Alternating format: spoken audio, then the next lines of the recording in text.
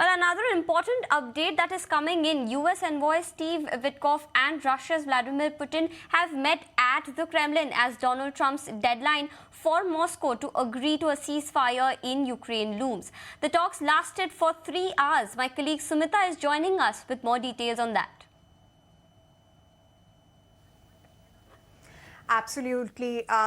This very crucial meeting between US Special Envoy Steve Witkoff and Russian President Vladimir Putin have happened. Like you rightly stated, that these talks went for over 3 hours. But it remains to be seen if there was anything concrete that came out of these talks. Remember, 3 rounds of talks earlier have happened, and they've not really yielded any significant outcomes. Yes, of course, there was a prisoner agreement, prisoner release that was decided between both the sides in Istanbul. But other than that, the conditions that Russia has put on Ukraine, or Ukraine's conditions to Russia, in fact, both have not really been agreed to. It remains to be seen how Donald Trump is going to put an end to this war. Remember, this has been his big campaign promise, that he will end the Russia-Ukraine war in just a matter of hours. That promise was made throughout his campaigning, and of course, after he became president in January as well. However, that is one promise that he's not really delivered upon. So he's been growing rather impatient with both sides not arriving at an agreement to end the war. Meanwhile, we've also seen both sides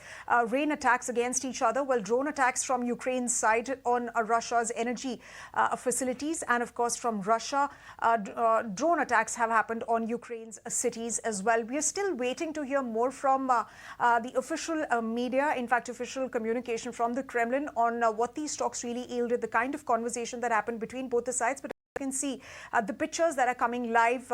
This seemed like a comfortable meeting between both the sides, a meeting that lasted for 3 hours. So, of course, we're waiting for more updates to come in on that meeting. But this is a big story that is definitely developing. It remains to be seen what the official version really states about the talks between both the sides and what happens next. Is there going to be another set of meetings?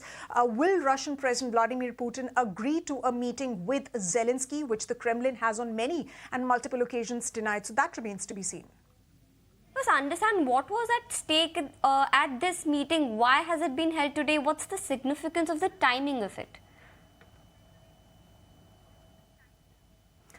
Absolutely, Anjali. So this meeting is very crucial, like I said, given the fact that there have been earlier meetings which have also happened, with US mediating between Russia and Ukraine. 3 sets of meetings happened in Istanbul on that front as well. And of course, special envoys from both the sides, they travel to Istanbul. In fact, however, those talks yielded nothing much. And over the past couple of months, in fact, Donald Trump has grown very, very impatient. In fact, he lashed out earlier this year, if you remember, at Zelensky in his, at the Oval Office. And after that, he seemed to be retaliating against Putin as well. He also threatened secondary sanctions against countries who are going to be trading with Russia, on oil front. That sort of a threat has also been issued to India as well. So tensions really remain on that front. Meanwhile, we're also given to understand that Ajit Doval is, of course, also traveling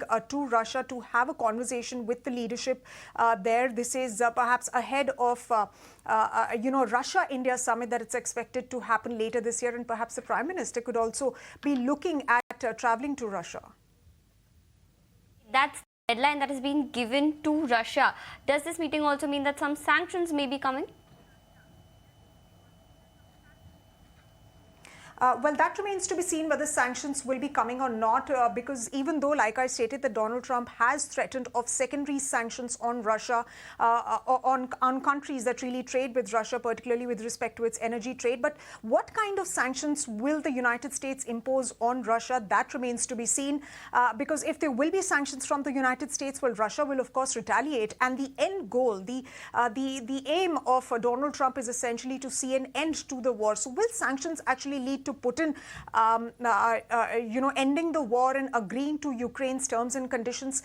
Perhaps not. Plus, there is pressure building upon the United States as well, because with respect to his tariff policy, countries and global leaders are attacking Donald Trump. In fact, they are standing up against the bullying tactics of Donald Trump. So it remains to be seen whether there is going to be a sanction strategy Donald Trump on Russia, and if that will be sustainable at all. Thanks, Amita, for bringing us all of those details.